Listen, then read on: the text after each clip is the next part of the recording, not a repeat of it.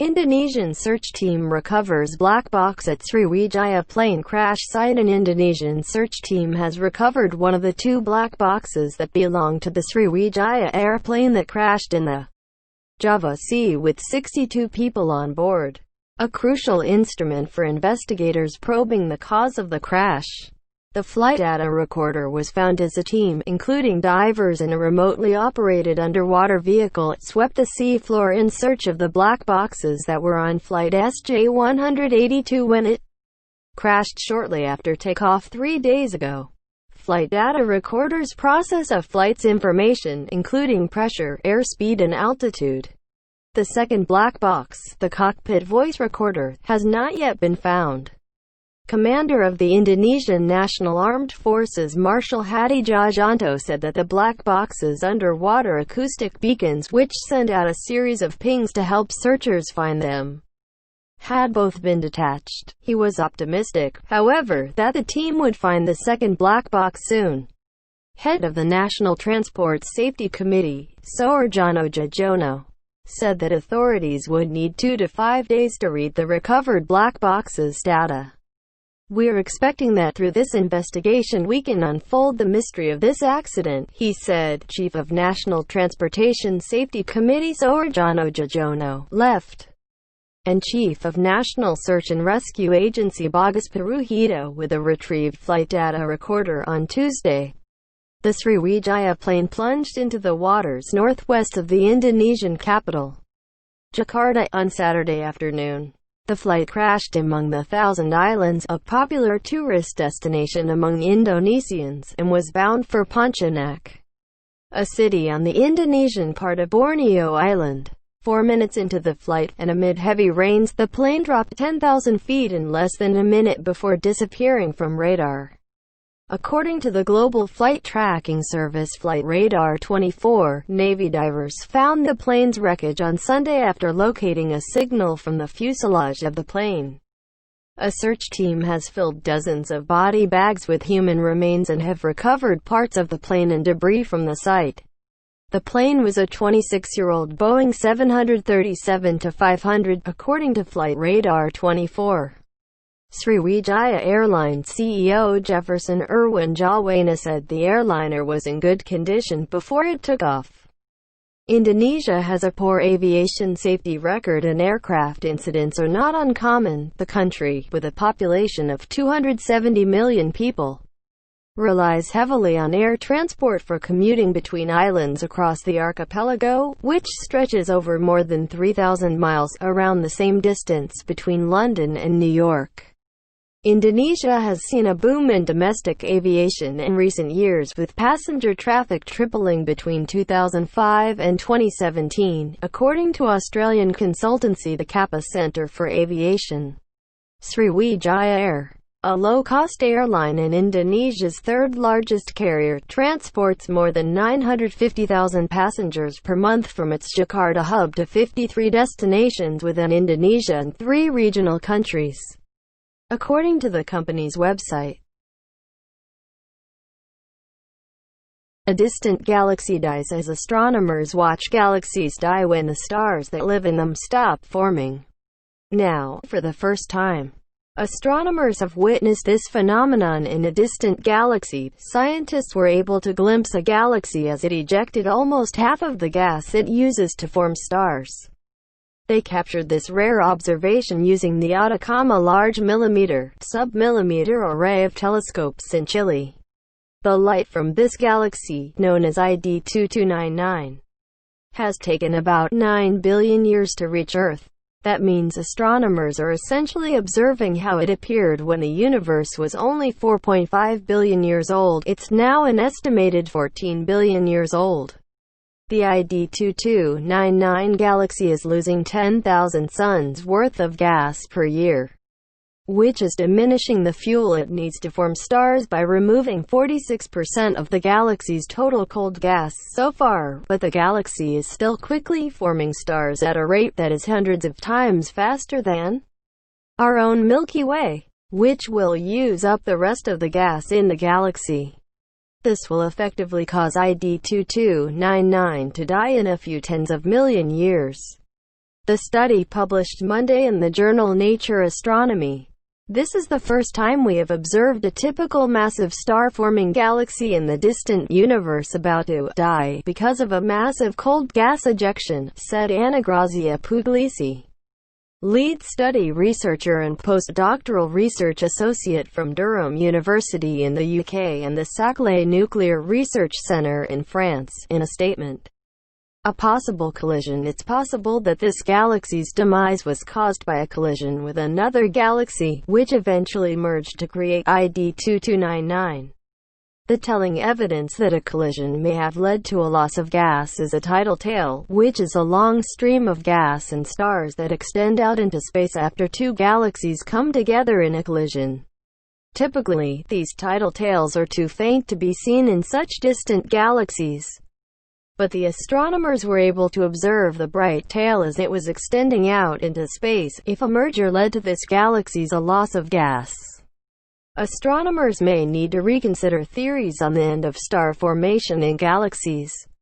Previously, scientists have believed that the winds created by the formation of stars, combined with active black holes at the centers of giant galaxies, sent the material needed to form stars hurtling out into space and ending star formation. Our study suggests that gas ejections can be produced by mergers and that winds and tidal tails can appear very similar, said Emanuele Dotti, study co-author and astronomer at the Saclay Nuclear Research Centre in France. This might lead us to revise our understanding of how galaxies die. Perhaps the best part about this discovery is that it was made while the astronomers were working on a different survey of cold gas in distant galaxies. They only observed ID 2299 for a few minutes, but it was enough to capture the tidal tail. Future observations of the galaxy could reveal more about the gas being ejected from the galaxy. ALMA has shed new light on the mechanisms that can halt the formation of stars in distant galaxies. Witnessing such a massive disruption event adds an important piece to the complex puzzle of galaxy evolution, said Chiara Zercosta, study co-author and researcher at the University College London, in a statement.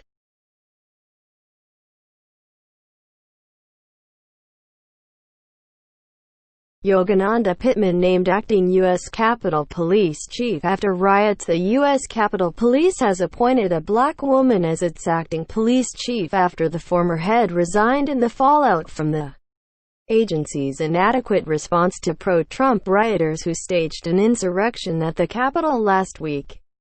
Yogananda Pittman, who previously served as an assistant chief, will be the first woman and first black person to head the Capitol Police, according to Morgan State University, the historically black school that Pittman graduated from in 1999. CNN reached out to Capitol Police and has not been able to independently confirm this.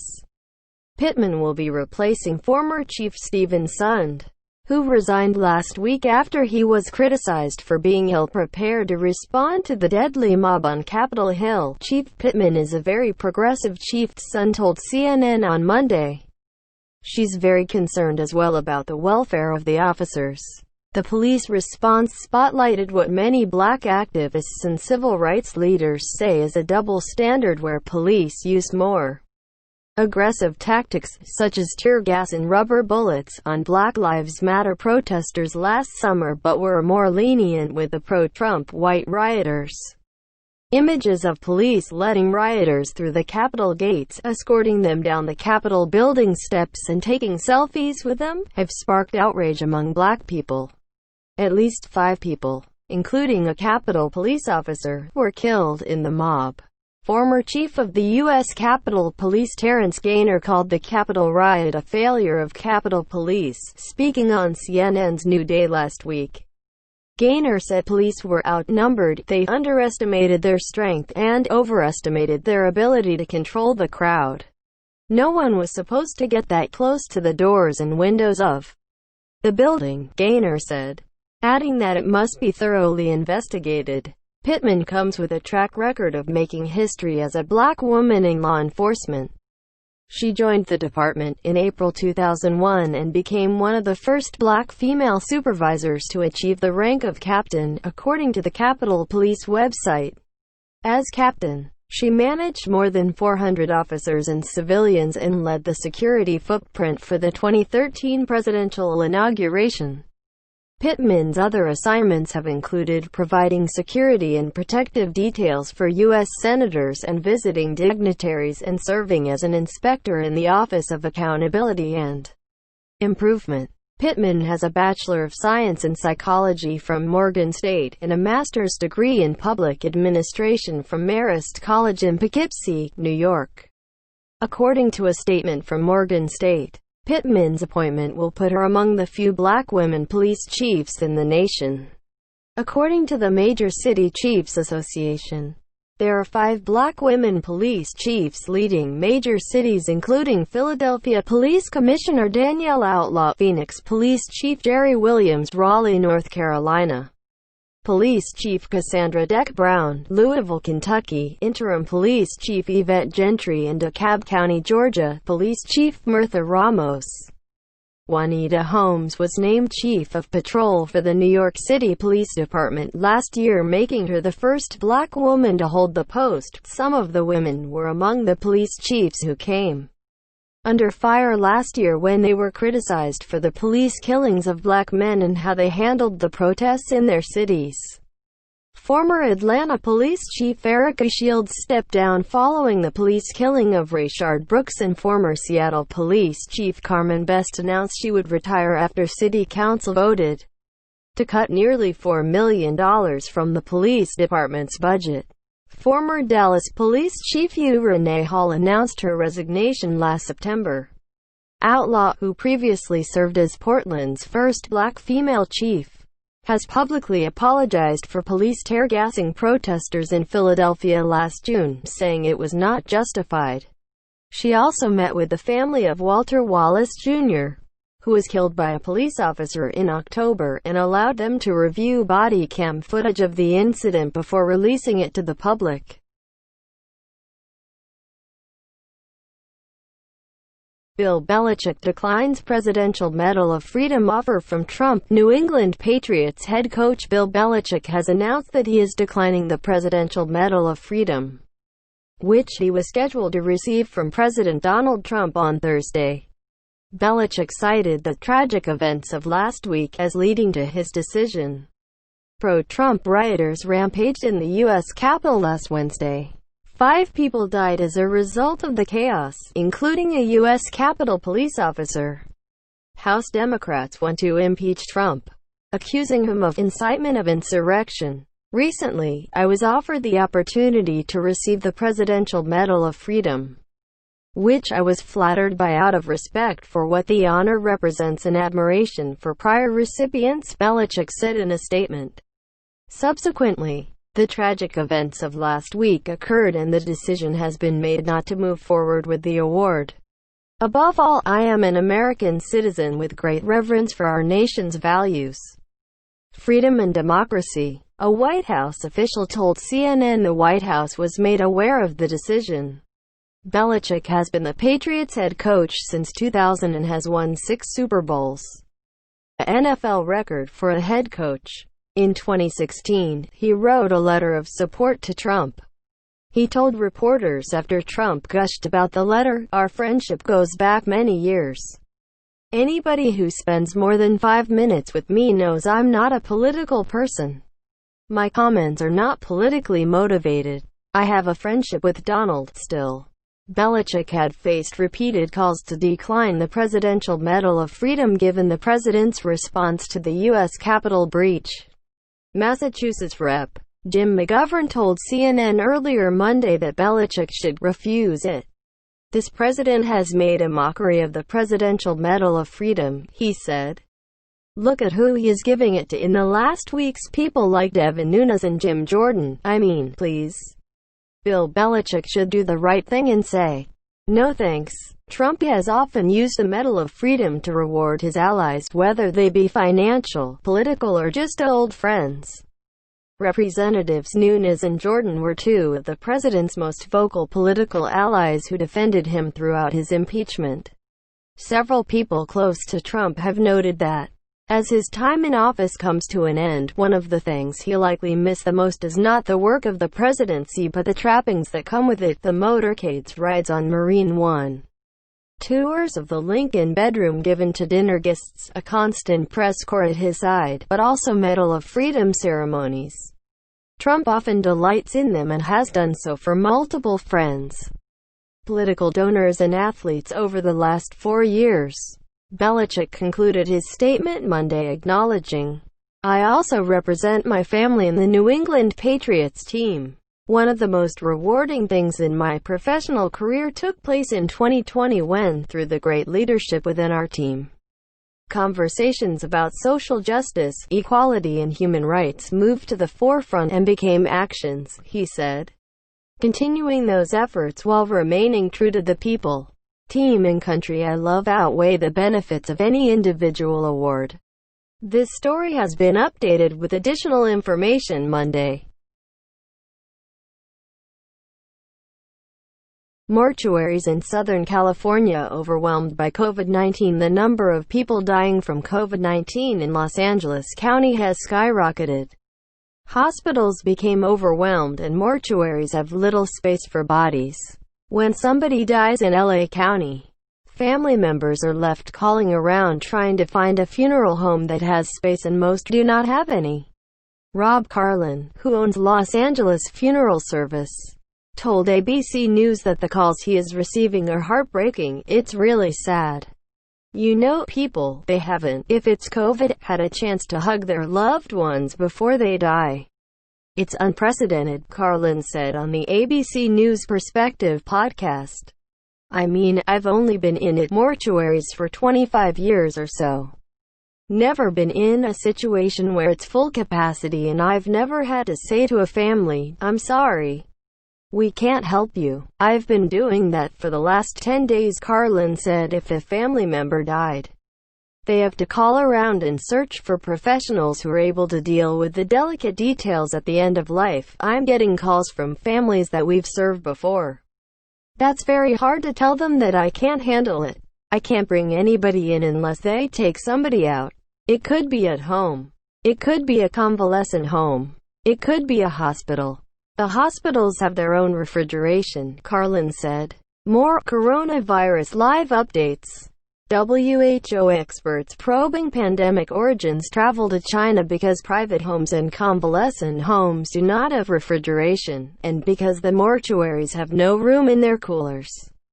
Families are sometimes being told nobody can pick up their loved one's body for hours or days.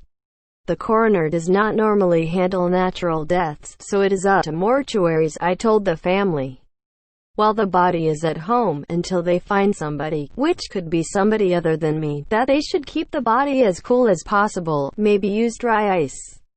I understand dry ice is not readily available right now because it's being used to transport the vaccine," Carlin said. The LA County coroner is now attempting to relieve some of the pressure by agreeing to pick up and hold bodies until mortuaries are able to take them.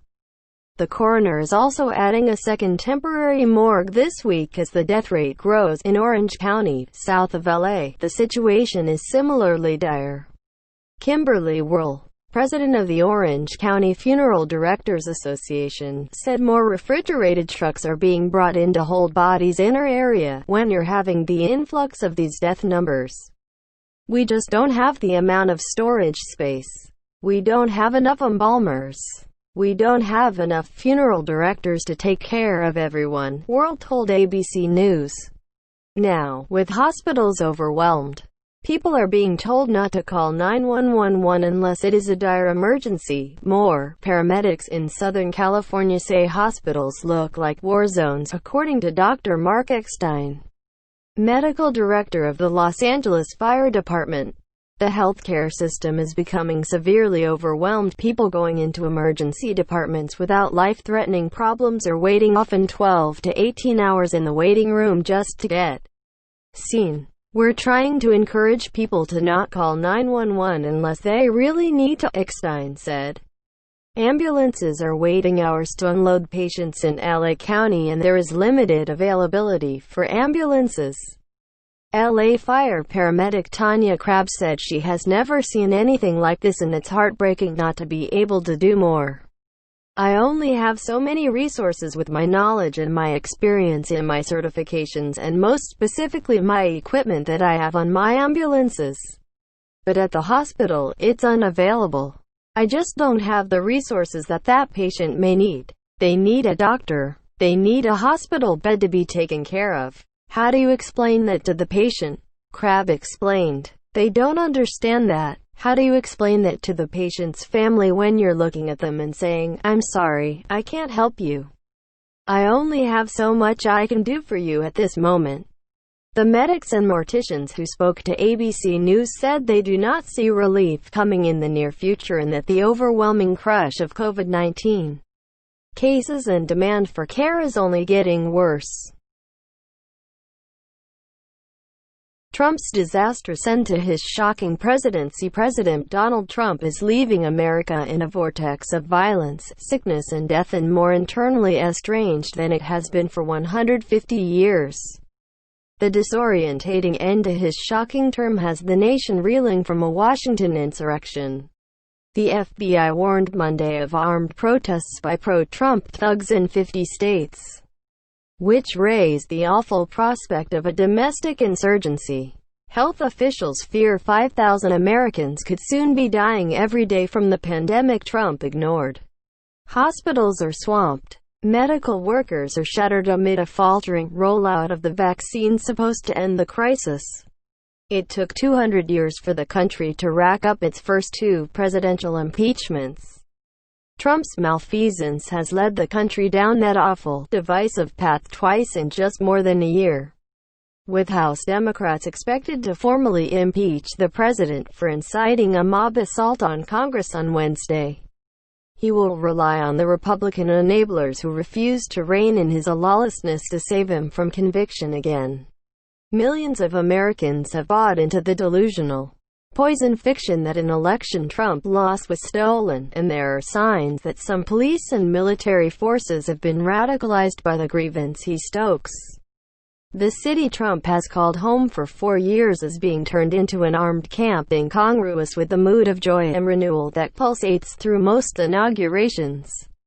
In a symbol of a democracy under siege, the People's Buildings, the White House and the U.S. Capitol, are caged behind ugly iron and cement barriers. This is the legacy President-elect Joe Biden will inherit in 8 days when he swears to preserve, protect and defend the Constitution, an oath that Trump trampled when inciting the Capitol attack last week from behind a bulletproof screen while buckling the cherished U.S. chain of peaceful transfers of power. With unintended irony, Biden's team has picked "America United" as the inaugural theme, a motto that is now more apt in defining Biden's hoped-for destination rather than the splintered land he will begin to lead. Trump's pattern of violence. It is becoming ever more obvious that the horrific scenes on Capitol Hill on Wednesday were not a one-off. Instead, they now look part of a pattern, including the white supremacist marches in Charlottesville that Trump refused to condemn, and the gassing of peaceful anti-racist protesters in the square outside the White House so he could hold an inflammatory photo op. In a chilling new warning, the FBI revealed the possible next stage in this now nationwide wave of radicalization, saying armed protests were planned at state capitals in all 50 states between January 16 and Inauguration Day, January 20. Even as a nationwide sweep widens for the perpetrators of last week's outrage, the Bureau said new protests were planned for Washington for 3 days around the inauguration. There are threats of an uprising if Trump is removed by way of the 25th Amendment. The FBI said it was also tracking threats against Biden, Vice President-elect Kamala Harris and House Speaker Nancy Pelosi. In Washington, 2 Capitol police officers were suspended and more are under investigation for allegedly helping the mob. Former FBI Deputy Director Andrew McCabe was shocked by the magnitude of the Bureau's intelligence on possible new violence. I don't think in the entire scope of my career working counter-terrorism issues for many, many years. I don't think I ever saw a bulletin go out that concerned armed protest activity in 50 states in a 3 or 4 day period, McCabe said on CNN's The Situation Room with Wolf Blitzer. Biden told reporters that despite the warnings, he was not afraid of taking the oath of office outside next week, but the combination of a massive security effort to protect him from Trump's supporters and social distancing amid the COVID-19 pandemic mean his will be the most hollowed-out inauguration in years.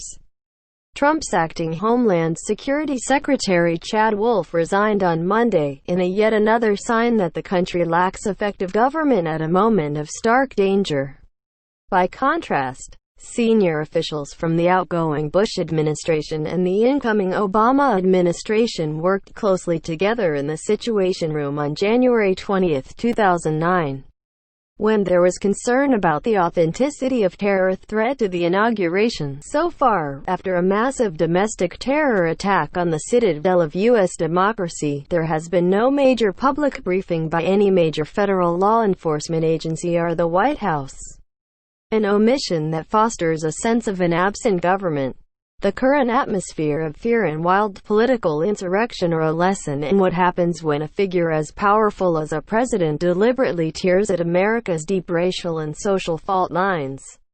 As a tool of his own power, Trump's presidency revealed a new insight about the all-powerful modern presidency. The character of the person in the Oval Office chair really matters. A Congress that can't constrain a president. Momentum towards impeachment is now all but unstoppable in the House after Pelosi rejected a suggestion from House Minority Leader Kevin McCarthy of some kind of censure motion. McCarthy did acknowledge to Republican caucus members Monday that the president bore some responsibility for last week's insurrection, according to a person familiar with the call. But some of his other responses to the outrage, an overhaul to the electoral certification process and legislation to promote voter confidence, hinted at the insincerity of the Republican approach.